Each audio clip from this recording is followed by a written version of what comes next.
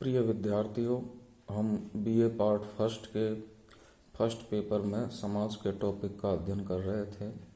उसमें हम यह प्रयास कर रहे थे कि आम बोलचाल की भाषा में समाज का किस प्रकार से अर्थ लगाया जाता है और समाजशास्त्र में उससे अलग विशिष्ट प्रकार से समाज का क्या अर्थ लगाया जाता है।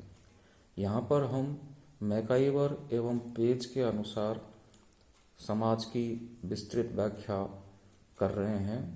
मैकाइवर एवं पेज के अनुसार समाज रीतियों एवं कार्य प्रणालियों की, अधिकार एवं पारस्परिक सहायता की, अनेक समूहों तथा विभागों की, मानव व्यवहार के नियंत्रणों तथा स्वतंत्रताओं की एक व्यवस्था है। इस सदैव परिवर्तनशील जटिल व्यवस्था को हम समाज कहते हैं। यह सामाजिक संबंधों का जाल है और यह हमेशा परिवर्तित होता रहता है। मैकाइवर एवं पेज ने समाज को सामाजिक संबंधों का जाल अवश्य कहा है, लेकिन साथ ही उन आधारों अथवा महत्वपूर्ण तत्वों का उल्लेख भी किया है जिनकी सहायता से सामाजिक संबंध एक जटिल व्यवस्था का रूप ग्रहण करते हैं, एक सामाजिक संरचना को निर्मित करते हैं। इस परिभाषा के आधार पर मैकाइवर एवं पेज ने समाज के महत्वपूर्ण आधारों या तत्वों पर प्रकाश डाला है, जो इस प्रकार है। नंबर 1, रीतियां। रीतियां या प्रथाएं सामाजिक प्रतिमान का एक प्रमुख प्रकार है। ये समाज के निर्माण में आधार के रूप में कार्य करती है।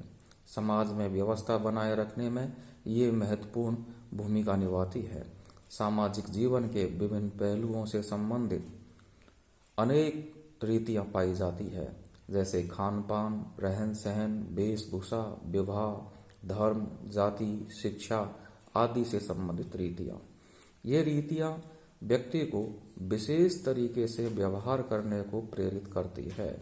इसके विपरीत आचरण या व्यवहार करने पर व्यक्ति को अन्य लोगों की आलोचना का पात्र बनना पड़ता है। कभी कभी रीतियों के विरुद्ध आचरण करने पर व्यक्ति को दंडित भी किया जाता है।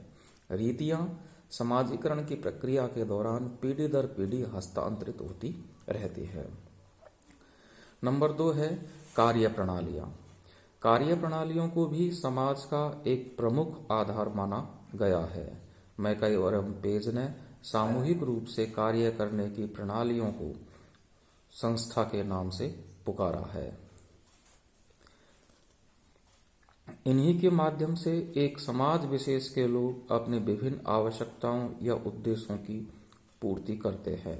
एक समाज में व्यक्तियों की सभी क्रियाएं सामान्यतः इन कार्य प्रणालियों के अनुरूप ही होती है, इन्हीं से नियंत्रित होती है। प्रत्येक समाज की अपनी विशेष कार्य प्रणालियां होती है जो अन्य समाजों की कार्य प्रणालियों से भिन्न होती है। उदाहरण के रूप में हिंदुओं की विवाह से संबंधित कार्य प्रणाली मुसलमानों या ईसाइयों की विवाह से संबंधित कार्य प्रणाली से भिन्न है। नंबर 3 है अधिकार।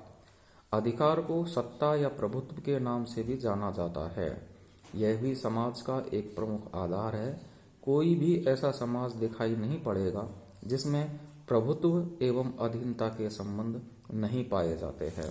समाज में अनेक संगठन, समूह, समितियां आदि होते हैं जिनके कार्य संचालन और सदस्यों के व्यवहार पर नियंत्रण बनाए रखने के लिए व्यक्ति या कुछ व्यक्तियों के पास अधिकार, शक्ति या सत्ता का होना आवश्यक है। इसके अभाव में व्यवस्था और शांति बनाए रखना संभव नहीं है।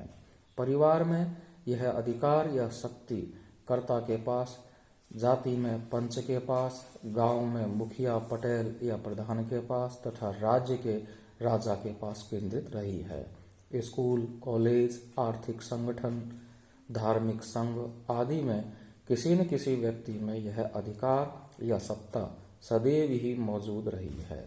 वर्तमान समय में जटिल समाजों में अधिकार या सत्ता कार्यपालिका एवं न्यायपालिका में केंद्रित है, जो व्यवस्था बनाए रखने की दृष्टि से महत्वपूर्ण भूमिका निभाती है।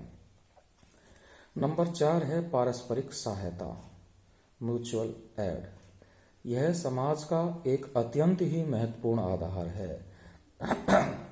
जब तक कुछ व्यक्ति अपने उद्देश्यों या आवश्यकताओं की पूर्ति के लिए एक दूसरे के साथ सहयोग नहीं करते, तब तक समाज की कल्पना ही नहीं की जा सकती। समाज के लिए सहयोगी संबंधों का होना अत्यंत आवश्यक है। सहयोगपूर्ण संबंधों के अभाव में एक छोटे से छोटा समूह परिवार तक भी अपने अस्तित्व को बनाए नहीं रख सकता। जिस समाज में पारस्परिक सहयोग की मात्रा जितनी अधिक होगी, वह उतनी ही अधिक मात्रा में प्रगति की ओर बढ़ेगा। वर्तमान में सहयोग के क्षेत्र के बढ़ जाने से समाज का आकार काफी विस्तृत हो गया है। नंबर 5 है समूह एवं विभाग। समाज अनेक समूहों एवं विभागों या उपसमूहों से मिलकर बना होता है। अन्य शब्दों में हम कह सकते हैं कि प्रत्येक समाज में अनेक समूह, समितियां, संगठन आदि पाए जाते हैं, जिनकी सहायता से व्यक्तियों की विभिन्न प्रकार की आवश्यकताओं की पूर्ति होती है। परिवार, क्रीड़ा समूह, पड़ोस, जाति, गांव, कस्बा, नगर, समुदाय, आर्थिक, राजनीतिक एवं धार्मिक संगठन, स्कूल, महाविद्यालय आदि अनेक समूह एवं विभाग ही है, जिनसे समाज बनता है और जो व्यक्तियों की आवश्यकताओं की पूर्ति में योग देते हैं। आयु, लिंग, जाति, प्रजाति, वर्ग आदि के आधार पर समाज में अनेक विभाजन देखने को मिलते हैं। ये सभी समूह एवं विभाग आपस में एक दूसरे से संबंधित होते हैं। ये समूह जितनी अधिक संगठित होंगे, समाज भी उतना ही अधिक उन्नत होगा। मानव व्यवहार पर नियंत्रण, नंबर 6। मानव समाज सामाजिक संबंधों की एक जटिल व्यवस्था है और इस व्यवस्था को ठीक से संचालित करने के लिए आवश्यक है कि मानव व्यवहार पर नियंत्रण रखा जाए। व्यक्ति की आवश्यकताएं असीमित है, जैसे धन, वैभव, सम्मान, शक्ति आदि से संबंधित आवश्यकताएं एवं इच्छाएं। यदि व्यक्ति की इच्छाओं को नियंत्रित नहीं किया जाए और व्यक्ति को उन्हें मनमाने ढंग से पूरा करने की छूट दे दी जाए, तो समाज में व्यवस्था का बना रहना संभव नहीं होगा। ऐसी दशा में व्यक्ति स्वच्छंद या मनमाने तरीके से व्यवहार करने लगेंगे तथा आदर्श शून्यता की स्थिति उत्पन्न हो जाएगी और समाज विघटित होने लगेगा। अतः मानव व्यवहार के नियंत्रण हेतु समाज में सामाजिक नियंत्रण के औपचारिक एवं अनौपचारिक साधनों को अपनाया जाना आवश्यक है। इन साधनों को काम में लिए बिना समाज की कल्पना नहीं की जा सकती।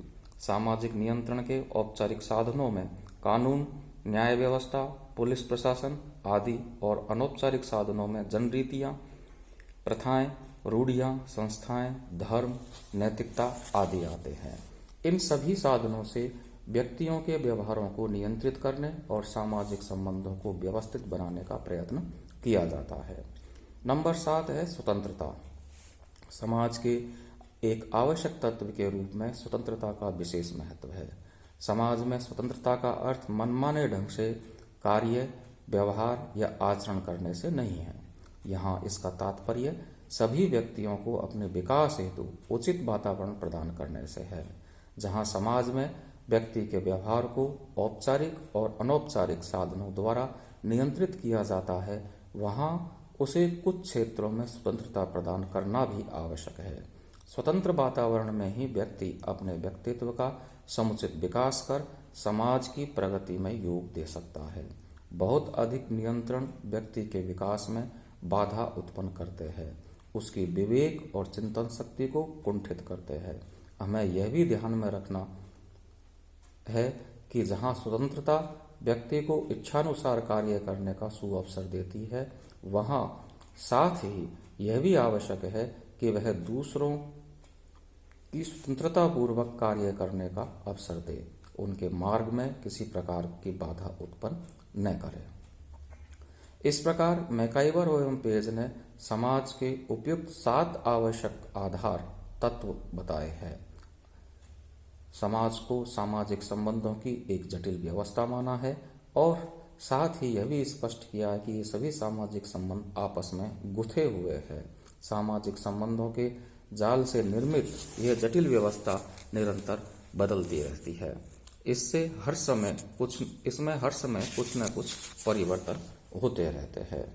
समाज की विभिन्न परिभाषाओं पर गहराई से विचार करने पर हम पाते हैं कि सभी समाजशास्त्री समाज के लिए सामाजिक संबंधों को आवश्यक मानते हैं और वे ऐसे संबंधों की जटिल व्यवस्था को ही समाज कहते हैं।